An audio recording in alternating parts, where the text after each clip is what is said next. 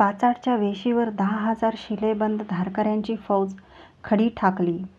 तिच्या आघाडीला जिनवंत घोड्यांवर मान जमवलेले संभाजीराजे, दत्ताजी पंत, रूपाजी भोसले, कोंडाजी फर्जंद असा खासा मर्दाना सिद्ध झाला. चौघडे झडले. हातपंजा उठवून मागे न बघता संभाजीराजांनी आणि पाऊलोकांनी हर हर महादेवची गगनभेदी झील उठवली.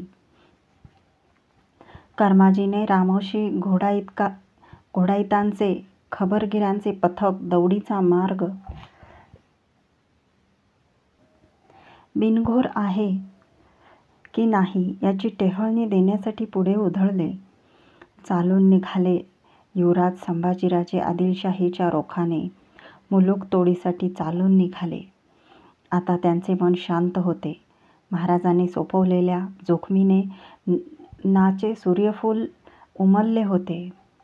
मिरज बगलेला ठेवून आदिलशाहीची लहान मोठी खेडी तसनस करीत संभाजीराजांची वारा प्यालेली फौज अथनी या मातबर व्यापारपेठेच्या वेशीवर येऊन थडकली.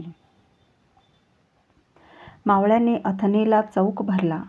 आदिलशाही रियाया भय हैराण होऊन सैरावैरा धावू लागले. पेठ लुटीस घाला, बोला हर हर महादेव. जंगाच्या आवेशाने मुद्रा फुलून उठलेल्या संभाजीराजांनी तेगीचे नंगे पातेत अथनीवर रोखून घोष दिला. व्यापारपेठ लुटीला पडली. लखलखत्या मुंग्यांनी चहूबाजूंनी झटून भला मोठा भुजंग वारुळा बाहेर काढावा तशी 1,00,000ची लुटीची रास मावळी तुकड्यांनी संभाजीराजांच्या समोर घातली. युवराजांच्या आज्ञेप्रमाणे दत्ताजी पंतांनी या फत्तेची महाराजांना खबर देणारा खलिता सिद्ध केला. मिळाली लूट डाक बंद करून रायगडाच्या वाटेला लावण्यात संभाजीराजांना मुजरा धरून खबरगीर कर्माजी फौजेतून फुटला. त्याने पन्हाळ्याची वाट धरली. महाराज साताऱ्याहून पन्हाळगडी दाखल झाले होते. धरल्या हत्याराने आदिलशाही मुलूक ताराज करून विजयी संभाजीराजे रायगडी परतले. फौजफळी तोडून घेतलेले दत्ताजी पंत बेळगाव प्रांतावर उतरले. महाराज अद्याप पन्हाळगडावरच होते. आदिलशाहीच्या वारेजोड मोहिमेतील यशाने युवराज म्हणून ढासळतीला लागलेले संभाजीराजांचे स्थान रायगडी पुन्हा बांधले जाऊ लागले. आता दिवस गरमीला पडले. संभाजीराजांना सिद्धांत कौमुदी, मुक्तावली, रघुवंश, अमरकोश या ग्रंथात आगळाच मानसिक आनंद मिळू लागला. केशव पंडित, कवी कुलेश, उधो योगदेव यांच्या संगतीत त्यांच्या घटका रमू लागल्या. अशाच एका बैठकीत चर्चेसाठी विषय निघाला काव्यग्रंथातील नायिकांचा. पंडित काव्यशास्त्रानं किती भेद सांगितले आहेत नायकांचे. हारीने शिस्त धरून उभ्या राहिलेल्या मंडळीतील केशव पंडितांना संभाजीराजांनी सवाल घातला. जी नायकांचे 3 प्रमुख भेद कल्पले आहेत काव्यशास्त्रानं, स्वीया, परकीया व सामान्या, केशव पंडितांनी काही वाचले होते. त्यावरून ते तत्परतेने म्हणाले. लक्षण काय त्यांची? उत्सुकतेने संभाजीराजांनी विचारले. स्वीया म्हणजे स्वस्त्री, परकीया म्हणजे परस्त्री, सामान्या म्हणजे गणिका. काव्यशास्त्रानं यातील स्वीया ह्या नायिका प्रकार मोलाचा मानला आहे. त्याचे तृतीय भेद कल्पिले आहेत. कोणते? मुग्धा, मध्यमा व प्रगल्भा असे. मुग्धा म्हणजे जिने यवनात नुकतेच पदार्पण केले आहे, जिचा क्रोध सौम्य आहे, प्रणयात शालीन असून जिला विशेष स्त्रीसुलभ लज्जा असते, ती नायिका.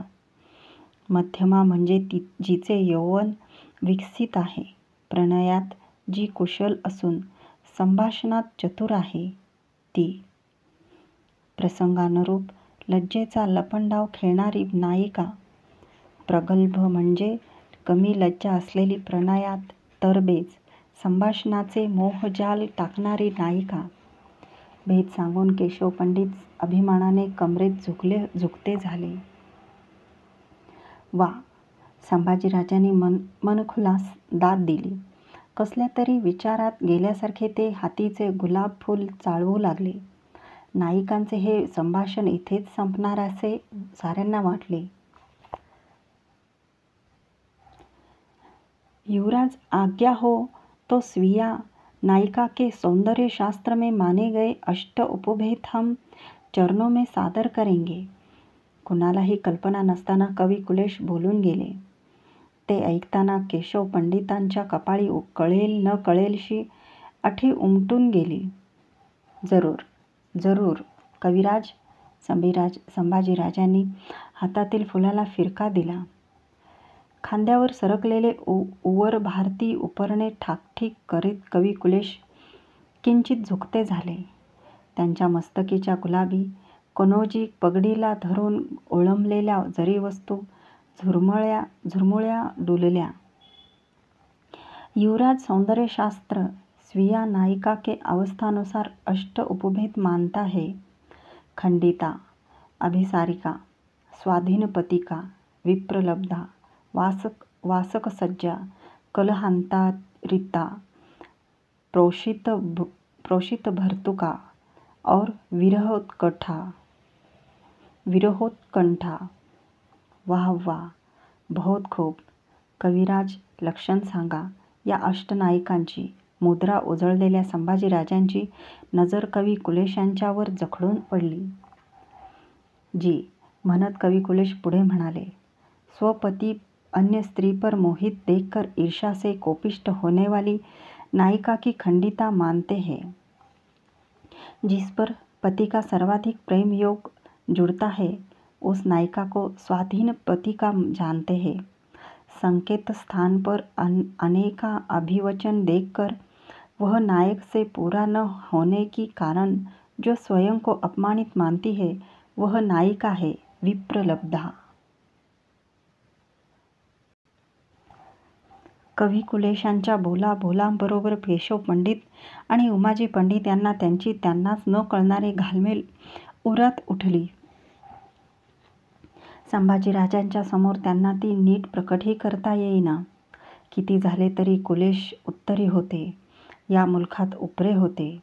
युवराजांची दात पकडत खुललेल्या कुलेशांना या कशाचेच भान नव्हते. ते बोलतच होते.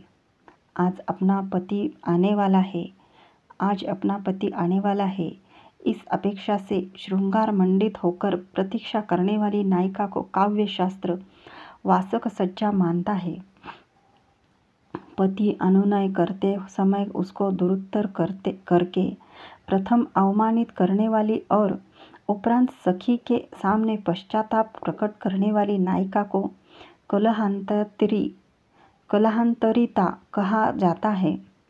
जिसका पति दूर देश के सफर में जाने के कारण उसका दर्शन दुरापास्त है, यह जानकर भी जो व्याकुल होती है उस नायिका में प्रोषित भर्तका का भाव देखता है शास्त्र.